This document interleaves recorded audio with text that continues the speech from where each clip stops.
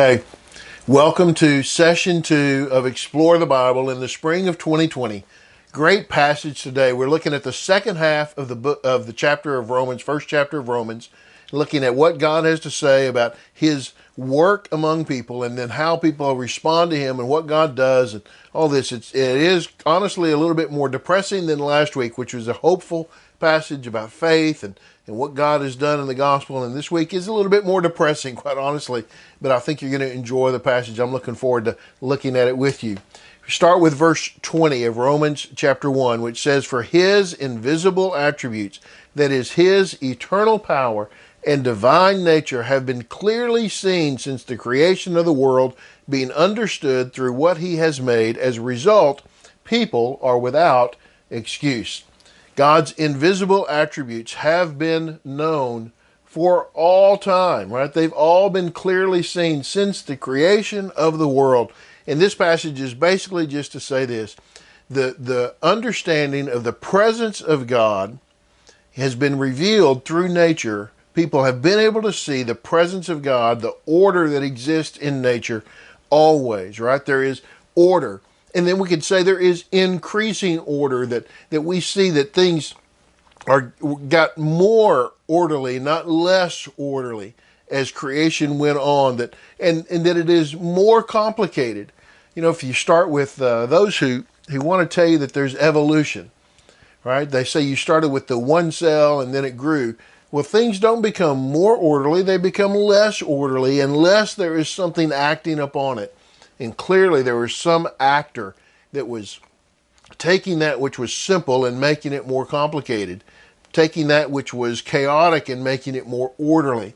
And Romans 1, Paul is saying these attributes, this God, his power, his nature, has been seen since the creation of the world, that people could see it, understood through what he has made, that is through creation, right?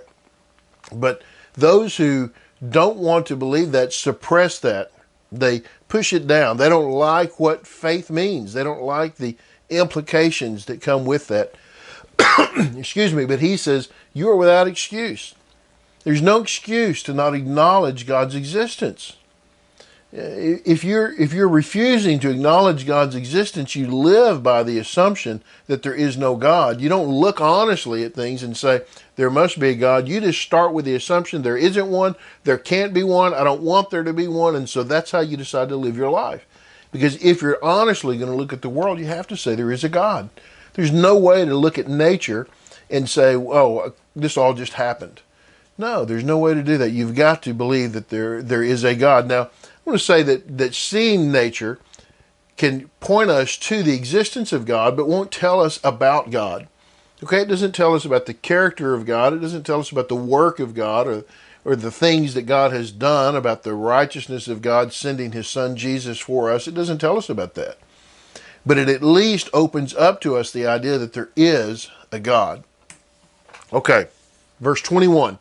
Describes how people responded to this. For though they knew God, they did not glorify him as God or show gratitude. Instead, their thinking became worthless and their senseless hearts were darkened. They did not glorify him as God. They did not show gratitude. You find it interesting that he puts gratitude in there with glorifying God? I'd not really noticed that before until we're looking at it this time, but this lack of gratitude, that's a key thing in the denial of God, is ingratitude. It indicates narcissism, a pride, a hubris, a selfishness about life that we see in those who deny the existence of God. Gratitude is a key marker of a person who is willing to believe in God. But these things that deny gratitude, that are the opposites of gratitude, are really seen as they're foolish ways to go through life. To be prideful and selfish and self-centered, to be narcissistic. It's a foolish way to live. Instead of being grateful for the things that we have and grateful for what has been done. And what happens is our thinking becomes worthless and our senseless hearts become dark. We become we move farther away from God. And there's this picture of, as we start to move away from God, we keep moving away from God. Right? Our small acts of foolishness become large acts of foolishness, and ultimately our unwillingness to glorify God becomes our exchanging of, we'll find things better than God. And he talks in verse 23 about building the idols, and starting to worship kind of creation over worshiping the Creator. We settle for so much less than what God intends and what God has blessed us with. We settle for less. We worship the little instead of the big. We worship the small instead of the great. We worship the created instead of the Creator. It is nonsense, it's senseless, right, to do that. So, verse 24, therefore, God delivered them over in the desires of their hearts to sexual impurity so that their bodies were degraded among themselves. Moral degradation is a consequence of God's wrath. It is not the reason for God's wrath. Let me say that one more time. Moral degradation is a consequence of God's wrath, not a reason for God's wrath. That because we go down this path, the Lord hands us over, delivers us over. It is, in a sense, His wrath is, in a sense, being shown here as Him quietly withdrawing His presence. And so we find ourselves farther and farther away. Not only because, maybe it starts with we move, but it ends with He moves. And I know sometimes we like to think, well, God will never leave you. God will never forsake those who are His children. But those who are His creation, merely His creation and not His child, God will pull back. If you continue to run away, He will pull back. God delivers you over to the desires of your hearts, to sexual impurity. I want you to see this sexual impurity kind of as the base sin in a selfish and prideful world.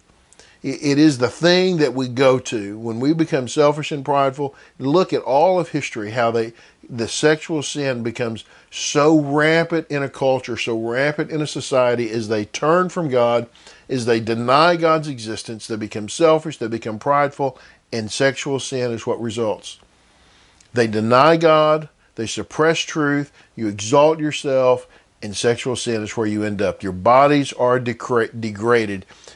People say, oh, sex is just a physical act, right? You're just a physical body. It's two people coming together. It's no big deal. It's just this physical act like drinking water. No, it's not. That is a lie, that it is meaningless, that it is harmless, that there's nothing to it. It's not true at all. And here clearly, Paul ties this pulling back, God pulling back, with us falling deeper, degrading ourselves. Our bodies are degraded. That is, we think that our bodies are not connected to anything else within us. But it's not true. It's not true at all. And verse 26 says, for this reason, God delivered them over to disgraceful passions. Their women exchanged natural sexual relations for unnatural ones. God turns us over to degrading sexual passions. This is what happens, right? We buy this lie that there's no difference, and we find ourselves going down this path, and God in essence says, that's the path you want to go, that's the path I'll let you go. That's what it means. When He delivers them over, God says, you're so determined to go down that path, go on down that path. Okay, see ya. And the hope is that when we get to the bottom, like the story of the prodigal son, we realize that at the bottom, God is there waiting for us with grace, and that we see that we're at the bottom, and we turn, we repent. That's the hope. That's not always what happens, right? The natural end of our sin is this. We continue down our sin, we find the natural end. Sin becomes greater and greater until we are destroyed, or we repent. One or the other.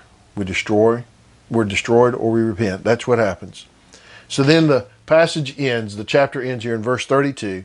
Although they know God's just sentence, that those who practice such things deserve to die, they not only do them, but even applaud others who practice them, even though they know this is just. They know that this judgment of sin is right and righteous. When we get so far down that path, not only do we do those things, you see this, we even applaud others who practice them. We applaud people that practice them. Boy, is that not a description of our world? It's absolutely a 2,000 years ago description of a world today. We applaud those who commit these sins. We exalt them. We fall so far away that we exalt those things which should be ashamed. We should be ashamed of. It's what happens, right? We know what God says, and yet still we exalt those things. It's interesting, isn't it, to see how that lives itself out in our world, and we try to deny it, but we know it's not. You can't. This is where we end. This is what happens when we deny God. Okay, that finishes us up today. I hope this has been helpful to you. Thanks for being a part of this time. I hope you're blessed as you teach. Praying for you and praying that God will use you to teach His Word this week. God bless you. We'll see you next time.